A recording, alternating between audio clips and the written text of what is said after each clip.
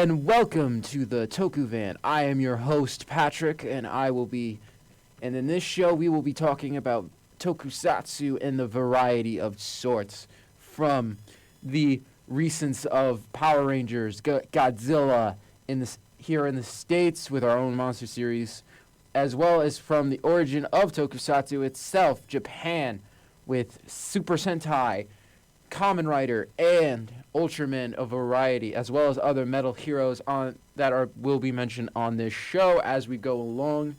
We'll not only be talking about the recent new sets and styles that are afoot with the way of tokusatsu, we'll also be actually talking about ideas for fan adaptations for certain series such as Kamen Rider, a very common tokusatsu show that is lacking in adaptation up here in the States, with only 2 adaptations of Kamen Rider versus our origin state as well. But we are not going to be talking about Kamen Rider this week. Actually, we are going to be talking about the origins of Power Rangers, Super Sentai, with a fan-made original idea of a series with following the theme, since this upcoming holiday, as the first episode of the Toku Van will air around that time, with Halloween coming up, we are actually going to do a monster-focused series. Yes, that's right, folks. We're talking about vampires, werewolves, ghost galore, fighting the evils of their own kind. Yes, I am going to be talking about a fan-made, monster-themed Super Sentai. And what is this series called? I actually have thought about this series for actually a decent amount of time, especially for the fact that I'm surprised that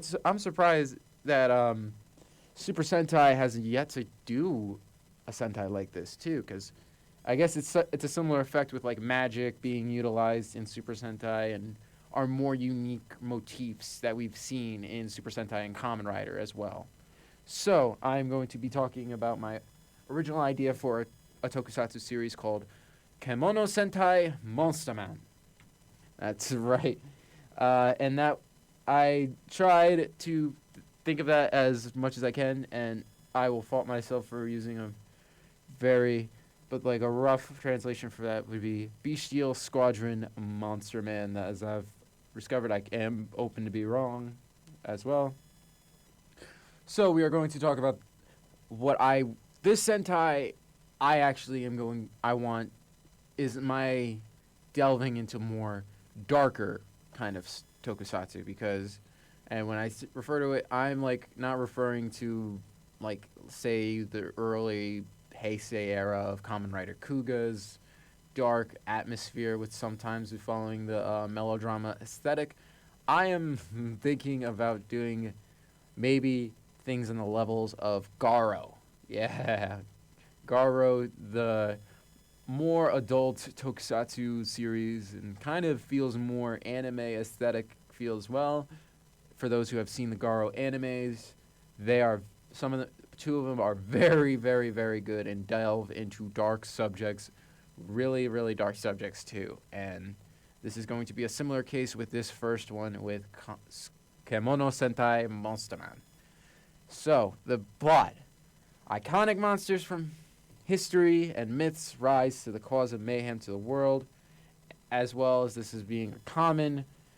As time has grown on, we have grown more common, susceptible, aware of both monsters within our existence, and have been working to create an easy treaty form that sets monsters and humans to equal levels. Now, as well, but still, monsters will wreak havoc amongst humans. So, the government organizes a task force built on hunting and upholding monster and human-related laws. As such, this Sentai is formed under a very strong commander alongside a new rookie who will be helping and assisting our leader with the Monster Squad with Kemono Sentai Monsterman. The setting of this is going to be the common setting for this is going to be within a small town where the population of monster and human residents are split dead even. I think this would be the better part of it because it not only will be able to have a nice, equal, unbiased playing field for our characters as well as for the subjects that are dealt with within this show, of the complications of monsters, humans, various conflicts are much better portrayed here. Now, I am going to talk about the main protagonist before we get the main antagonist group, before we get to our heroes, our senshi for the show. Because I feel like this is much better explained with this kind of show, especially. So, we are going to obviously talk about the main antagonistic group of the show, the Dragool Gang. Yes, and as you can tell by that, the Dragool Gang is a gang full of infamous monsters, all under the rule of the first vampire, Dracula. Dracula is the first vampire who is stricken with tragedy of not being human and turning into a monster of the vampire and has been, quote-unquote, burned through various means and been shunned away from towns from that. In fact, he is the first vampire, and his powers are very strong, give him a very dominant power and personality over most vampires that we not only will see in the show, but also within our character, especially our main character, especially later on the road, when I will mention this. As well, he is an infamous monster, and he had one person in his life that he cared for, which was his former life within his earlier days as a monster before he was burned and lost that tragic love, and his son, who is a constant reminder of his past wife as well as true love that he has experienced in his life. Wants him dead and has done anything he can, but however, he hasn't been able to track out his own son until the recent formation of Kemono Sentai Monster, when he takes interest in their leader, Red Vamp, to which he finds out his son is the leader of that team. Yes, I am going to mention that a little bit as a little bit of a spoil tease kind of thing for our Rangers down the road. But he's a cool, ruthless, badass of a leader who takes no restrictions and runs the Dragool Mafia purely through his instinct and intent, mainly on his mind, while trying his best to somewhat look after them in a twisted, more darker sense of a way. Alright, now that we got our main big bad out of the way, head of the Dragool Mafia, let's actually go into some big mainstay villains that I personally am going to need to be mandatory. I'm going to start with our second in command himself, Zero. Zero is the second in command, the right hand to Dracula and the Dragool Gang. He used to be actually a monster hunter in his past, alongside one of our rangers. He had a lot of envy too, especially when he learned about the reason for the member's retirement when he learned that he became a monster, into which he makes a deal with Dracula, in which he can become a demon, allowing him to kill this ranger's significant other and make him suffer, and making him think that his monstrous power was the reason for killing his one true beloved. It's a messed up. I like it because it's a really good way to hate a villain, Mafia, as well as give us this good, rich antithesis as well with one of these rangers I will talk about soon, because these main bads that I'm going to talk about are going to relate to bigger character moments that I will talk about with our protagonist and with our rangers a little bit later on down the road. So, Zero is going to be a very big part of the show, and the fact that he is a monster of the man who has worked. He does his more but yet he is also not really known and established to a lot of some members, especially as the second in command, due to the fact that a lot of his work is done within, like, the shadows and behind the backgrounds a good amount of the time throughout the show as well. So we really don't get a sense of who he actually is until a little bit more later on down the show when we're dealing with our power-ups as well, as I'll talk about later. I'm going to move on now to our third villain, one of the patrollers of the Dragool Mafia, Raven, a harpy who is going to be related, also another relative relating to one of our senshi, who joined the Dragool Mafia through picking up a father figure ideology from Dracula when Dracula meets her as well for killing her father. And she is the sister of one of our female senshi as well that we'll talk about later. Raven grew up within the slum, a more slumish of the cities where monsters are treated more like bottom-class civilians, as well as the fact that she grew up in a very abusive household and was not able to run away from her family like her sister was. And in fact, when she snaps and kills her own flesh and blood and her parents is what makes her a turning point for joining the Dragool Gang. And later down the road, she will question these morals, as well as that the stakes will get higher and higher within the show. I'm now going to move on to head of grunt, as I will phrase him, a head of grunts / a temporary higher up. I would call him a lieutenant more so within this.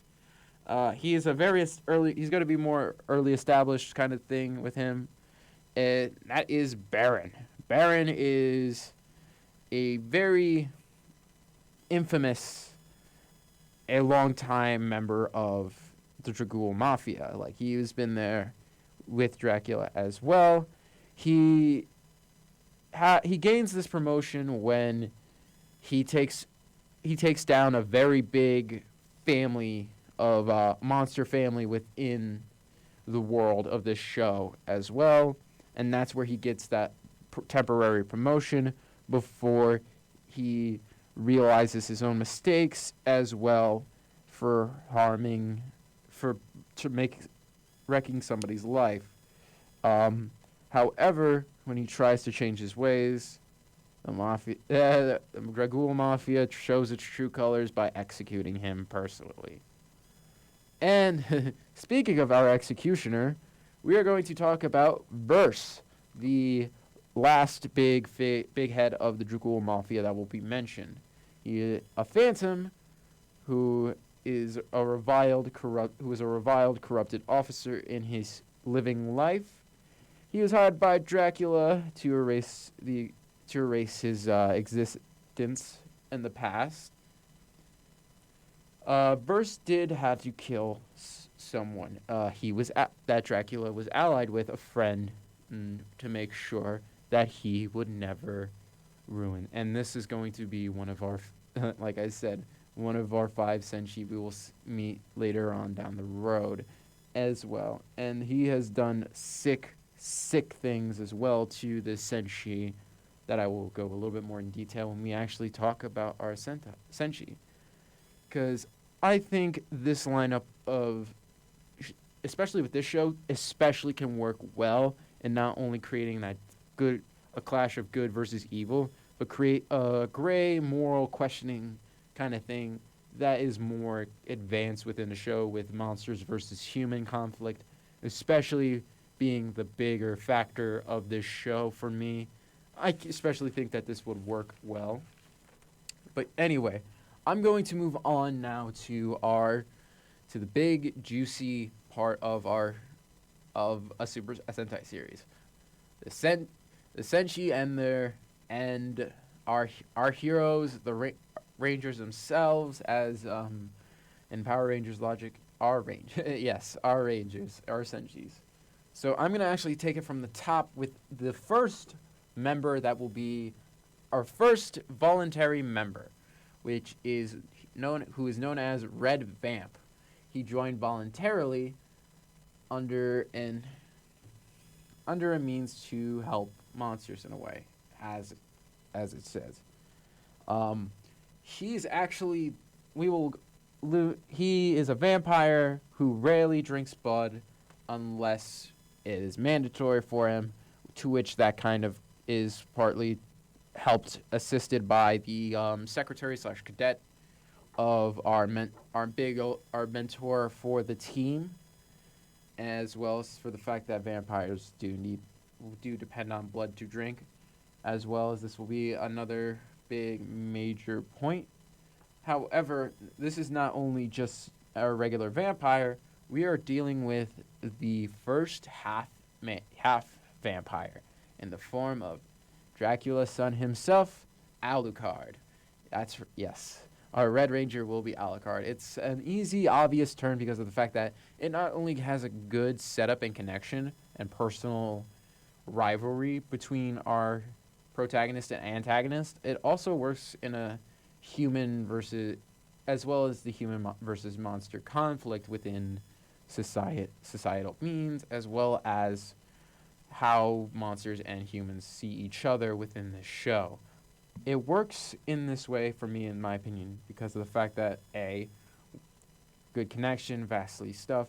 This also, his half-human side will also be a better understanding too for his power-up, which actually, he doesn't actually get the traditional power-up that most of the team will get, that I'll talk about later, that the team will get. He actually has a very more unique, personalized kind of power-up with relating to duality, which is something that our Sixth Ranger will be encompassing. So that will be a fun thing to talk about, especially for how I will portray this character. But he does go by the alias Alan initially, and is not really revealed that he is Alucard until near the end of the series, allowing us to also have a kind of more of a have the team doubt the leader, because he is actually also the one who assembled Project MonsterMan with this task force, especially because he has seen so much all of the clashes between humans, monsters, humans with other humans through his long extended life that he has had being both human and vampire, as well as that immortality that he gains. All right, now we're going to move on to our Blue Ranger, who is codenamed Blue Wolf. And he is a former monster hunter. Yep. He retired after one night. He retired after the night he found out he was a werewolf when he turned into a monster. And he retired with his own personal lover, his girlfriend, who was heavily into religion, who was into religion, and he picked up on joining the church, praying for it, and has a keepsake in the cross. However, on one night with a full moon, where he turned into a werewolf, and he didn't remember when he was initially had his powers, and he turned into a werewolf, and he woke up with his hands covered in blood and his lover dead in his arms. And he initially blames himself because of the fact that there was nobody else that he could really blame, because it was his monster form and all that. So he kept his cross and he went into hiding before he started rampaging as a werewolf to help somebody one day, and that's how he meets our Red Vamp, and ends up joining MonsterMan through this means as well. I will take a second to talk about actually the transformation devices. They are going to be wrist related, especially for all of our Rangers. Wrist related, and it'll be like a concealed kind of like coffin look to the wrist to have it open to a various monster like werewolf, vampire, whatever their respective monster is for the Ranger as well, to have that pop opening, and the plates can be rotated out in a way for our each ranger and each ranger series in color as well. Yeah, blue is literally the weapons is a hothead, especially around it, and he does learn to calm down, especially. But when he is face to face with Zero, the second hand, the man who was responsible for killing his true beloved and not him, and making it seem like it was him, he works out a lot of these issues throughout over this span and gains his final a unique form of his own, which I'm going to talk about, is demonic form. Demonic form is the main power-up for most of the Rangers in this show. Everybody will have a demonic form of their own. From the only one who really wouldn't have it because of the fact that their motif revolves around it would be our Sixth Ranger, which I will talk about eventually. And he is a weapons expert. He has he's very powerful. He has very good weapons, very good with, he's hot-headed. He can also be one to go against Red in a similar way to how Deca Red and Deca Blue were in Deca Ranger as well. But at the end, he does grow to understand and accept Alucard's pain, as well as align with him in the end for when they all face off against Dracula together. I'm now going to talk about our Yellow Senshi. Yellow Harp, a harpy tomgirl from the city who grew up within like I said, the city, where monsters are dominant within the area. And she grew up within a very abusive family, into which she was able to run away, but without her family, without her sister, to an orphanage where it was an orphanage within the slums, to which she had to steal food and supplies for the orphans. It's how she ends up meeting the MonsterMan initially. She's very good at being observant as well as with her eyes and recon skills. Being a harpy as well, she becomes the team's visual recon, eye scout kind of ordeal. But she also provides hand-to-hand combat training as well, since her hand-to-hand combat, growing up with no real weapon or basic way of defending herself except her own strength and fighting prowess, is part of why she's more of the hand-to-hand combat associated with the team. She abandoned her sister Raven, who later on in the series she realizes is her, and they have their big standoff too and fight, as well as when she admits is carrying the guilt of abandoning her sister to her abusive family as well. Yes, the show will deal with various harsher subjects as well, because of the fact that it definitely can work. I believe it could work, especially if like the right actions are taken, especially with a darker series like this one is very crucial, I think, in working out very well. That can create and establish. I think it would be an interesting world to not only explore, but an interesting story of the characters, how they handle and grow, as well as being a part of this team. But I am now going to talk about our pink ranger / pink senshi, Pink Maid, a very wealthy, prestiged heroine who is a mermaid, who grew up under a rich family of mermaids and mermen alike. What draws her to the team and accept the flaws and come to the realization that she can do so much more, especially within the ways of her privileged lifestyle of being the upper class of monsters versus stuff that is Yellow, who becomes that catalyst, especially when her family falls apart and goes into bankruptcy, especially with the money is stolen from the Dragool Mafia by Baron. She comes to accept this and become more serious within the project. She initially starts out, she is more in charge of the undercover specialty, as how she has been able to pull off scamming literally has pulled off easily manipulating, conning our red and blue Senshi as well. The only person that she was not able to fool is the yellow Senshi because she grew up dealing with the worst part of the world. And I kind of think this works well for our Rangers. Now, I'm going to move on, before we move on to the 6th Ranger, our 5th Ranger, the second to oldest member of the team himself, slash the more powerful user, one of our more powerful and potentially broken users, White Ghost. And yes,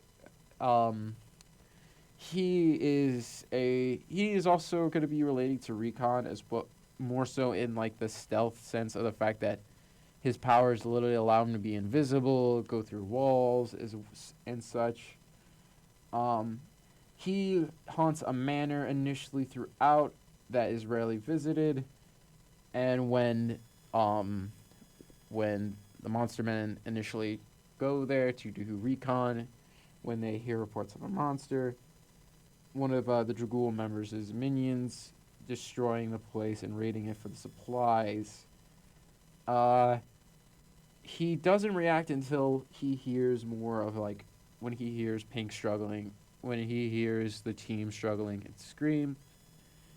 He comes in and stops them with his powers of owning the domain as a ghost, and after convincing of Pink and a little bit of Red, is given the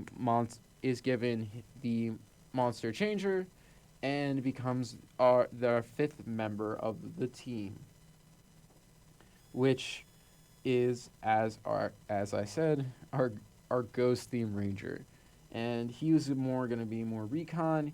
He is an aged warrior too, because he initially worked with Dracula when he was initially a vampire, and his reason for joining the team is to get revenge for the trauma he had to experience before he died in losing his loved ones through Verse, the Phantom of the team, which he has a lot of like more personal conflict with the team as well. He doesn't really have a personal conflict with the team. He does sometimes go on his own to take care of personal stuff, like similar to how Red has dealt with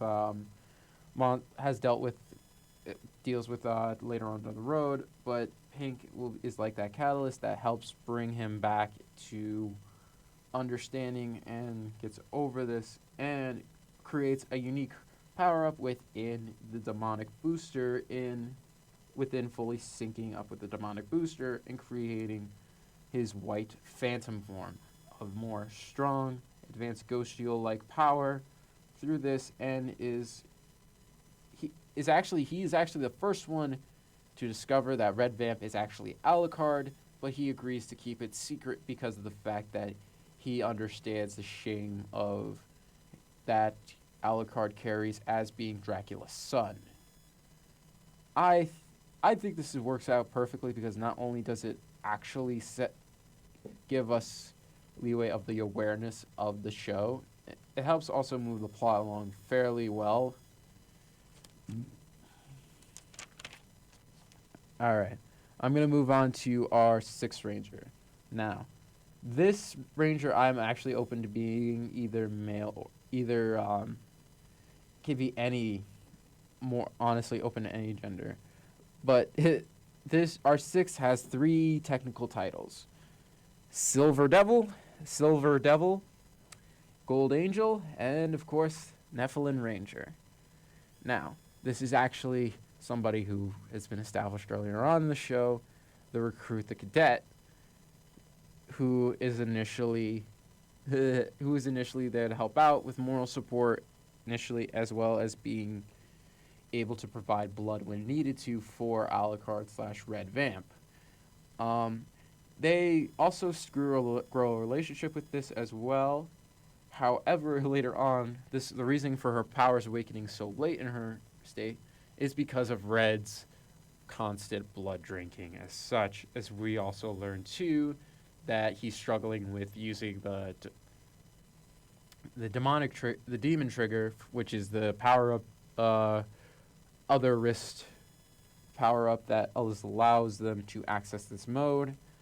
in the fact that he was also not only drinking just regular human, quote-unquote human blood, he was actually technically drinking Nephilim's blood, which is half angel, half demon, and he actually he's been gaining more and more of that power, and this also causes her to awaken her powers. Now, as you can tell by the fact that I called the gold and silver sides devil and angel, their powers are going to relate to angels and demons. So the silver side, it's kind of similar to how Lupin Ranger actually has done their 6 with Lupin X and slash Patron X, the double agent kind of thing, but it's not necessarily like that in the sense because they're fully for the team as well. It's just that the powers initially split with with having not really mastery of that monster side of both monster sides, with the silver devil being the more violent, crude kind of sign that is power that is very, very destructible and can be very cataclysmic if not careful, as well as creating chaos and anarchy within the team initially too, with the powers as well. And also in talk with Angel side, a good-hearted side. It's a more powerful defensive side, actually defensive power. I'm actually thinking, or supportive power. And the full mastery extent of form that comes out of this is the Nephilim Ranger, who can utilize both sides equally and such, as well as what our Red will get. They actually start to fall for Red, who helps them, especially, and stays with them, even when most of the team finds out about him being Dracula's son. I think this is a good catalyzing and turning point for our Ranger as well, and it helps bring him to another conclusion in keeping those he cares about in his heart, especially when the Nephilim Ranger sacrifices themselves for Red when faced with Dracula.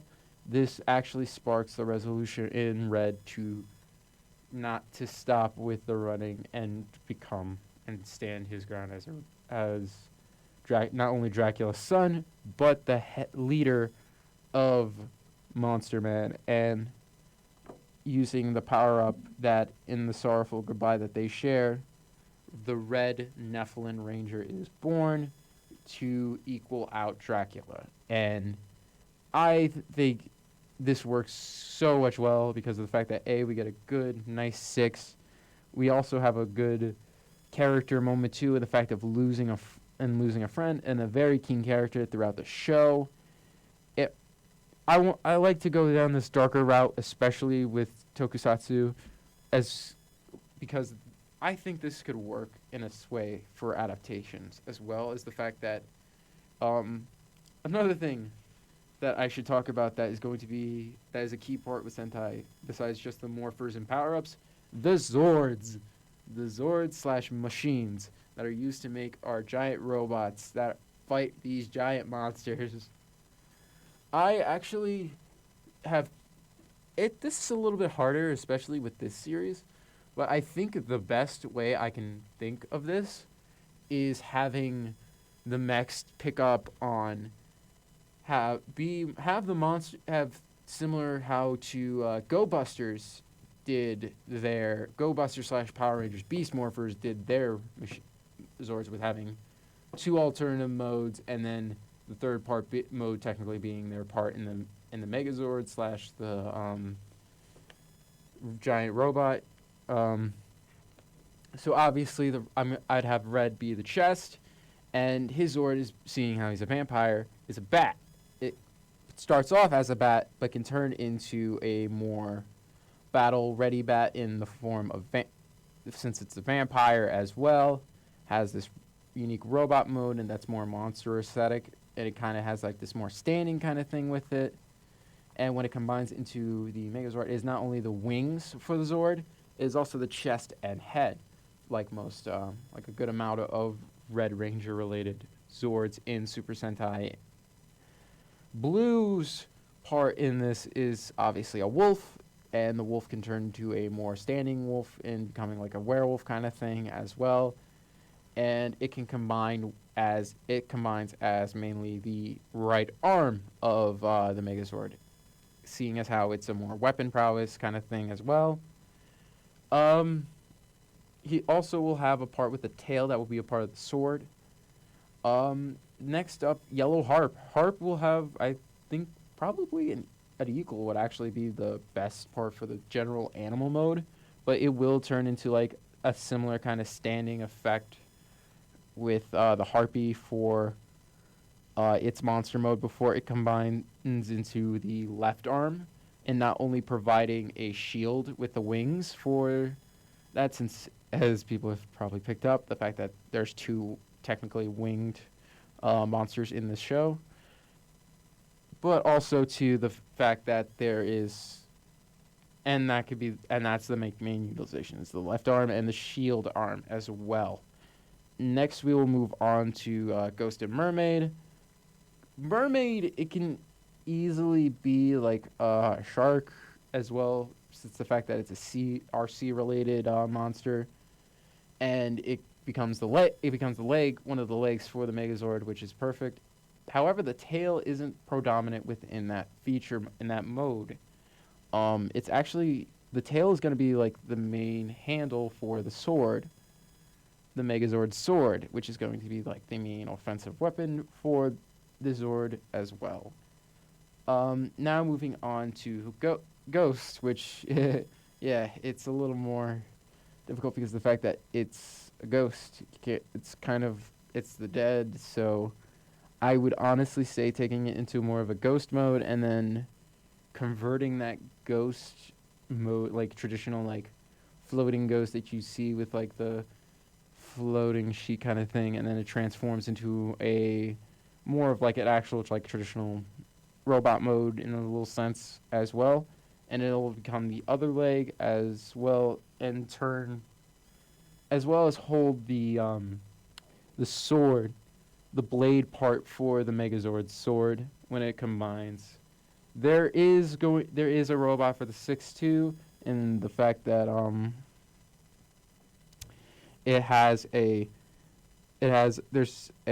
it's kind of more already like like their physical like robot bodies with the devil and angel aesthetic as well, and they have two different combinations, more similar to how Lupin X slash or more recently with Zenkaiger, two Kaisers machine that has three modes with one dedicated to the O-Ranger aesthetic and one to the samurai aesthetic, and then the third one relating to Super 2 Kaiser with the Time Rangers is Q-Rex slash Time Forces is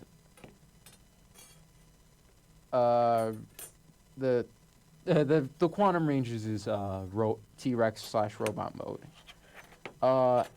I would want these robots to combine into a more angel and devil dominant mode initially, and then once the Nephilim Ranger has a mastery of it, has a combined form that shows it as in like an even split, more so like Two-Face kind of thing with how one of the Transformers, I'm mentioning Transformers here, with how one of there are Transformers that have had like this Two-Face that transform into two halves of a robot mode and just combine together, creating like this nice asymmetrical kind of feel with it too for the robot mode, and like as well as giving it like the Two-Face feel that I like with I actually like that with some of the Transformers, as well as like characters who have had that kind of asymmetry, which is, and it's a nice aesthetic. And also too, I think that the Zords can have their individual combinations with the OG Megazord, as well as combining into, of course, one Ultra Zord kind of feel as well. And and as well as the fact that I personally like this aesthetic, and I think it could work well. I would say the main weapons. Oh my! I almost forgot about to talk about the main weapons. I'll talk about them after I talk about the powered up, Megazord. With the fact that since it's more of like the demonic trigger kind of thing, I would honestly say maybe more of like like add-ons and extensions and stuff for the main Megazord compared to others with similar to how Gingaman / Lost Galaxy did with the Lights of Orion with a nicer chest plate, nicer crown. But instead, it's like there's more monstrous and demonic parts that become predominant within these forms, as well.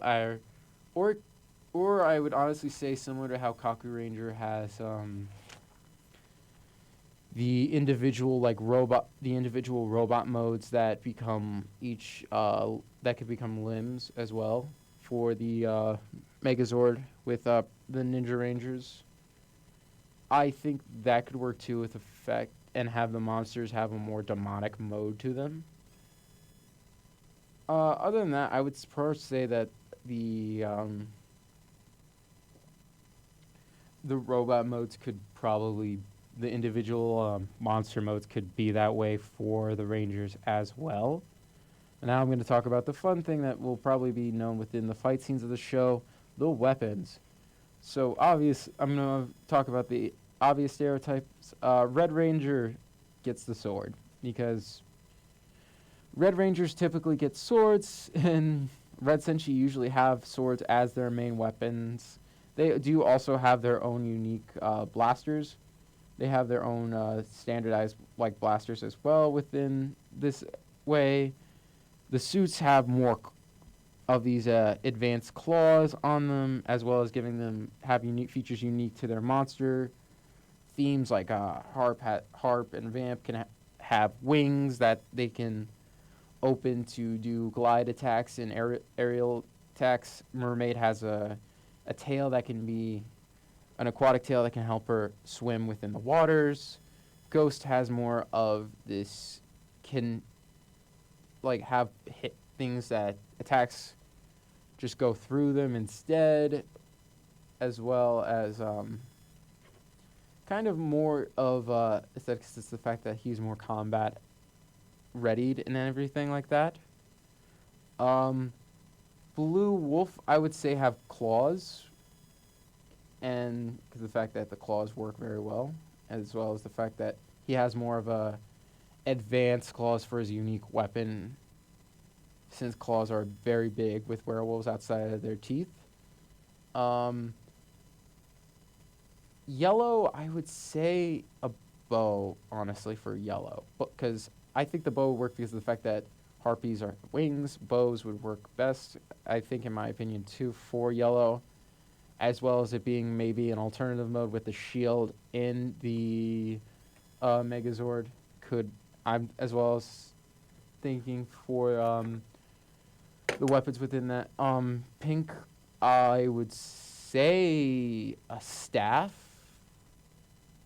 I would say like a staff or maybe a trident kind of weapon to more of the sea kind of thing, and give it vibes of the ruler of the sea, especially as known with the trident maybe, and that could be probably the demonic forms more power up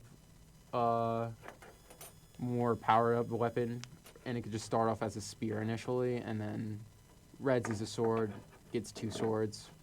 I think would work easily for that. I think the White Ranger I would say, just so we have more even weaponry, a crossbow, just for the fact that crossbows are a little more advanced, as well as the fact that I want to keep the monster aesthetic as that predominant feature in a way.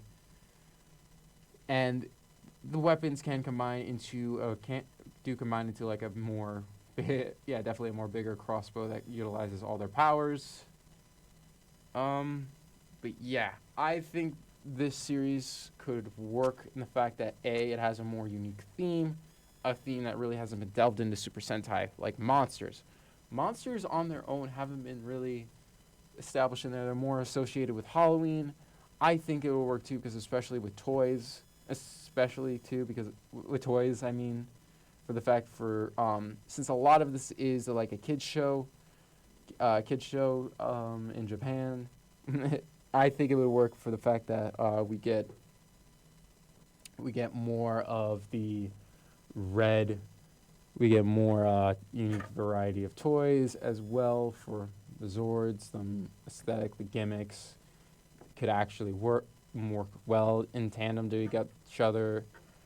Also, the themes of the show that can be delved into as well, with the fact that it's monsters and humans trying to live equally, is a great concept too that has been delved into through plenty of anime and other stories relating to it. X-Men, I think, could be a predominantly good example of this kind of gifted people being afraid of what they do not understand kind of thing as well, for the one of the grand themes / morals of the show. And yeah, this is how I think this would work. If anybody has any suggestions for maybe how the show could be set up, or any setup, any potentially even any additional rangers or characters that I could have talked about. I feel bad that I haven't talked about the mentor character, because he's the typical mentor character who provides the lessons for their team to learn together, as well as the fact that he was hired by Red specifically to co-found this team with him. But anyway, what are your thoughts on the idea of this show? Would it work? Would it not? How would it? Any suggestions of how maybe the toys would be, or any part of this adaptation you feel could be different, or if you have ideas for your own either adaptation for shows or toku in the various lore, you can leave openly in the comment below. Other than that, I have been your host, Patrick, and this has been the Toku Van. And next week, I'm going to talk about my idea for adaptation for a more recent, one of my more favorite series of tokusatsu from Japan, which is actually the first big part of my handy dandy tokusatsu adaptation creation notebook. Kamen Rider X8 will be the big next week's topic for the Toku Van. And other than that, I've been your host, Patrick, and I welcome and I appreciate your time on the Toku Van, and we'll hope to stop on by next time.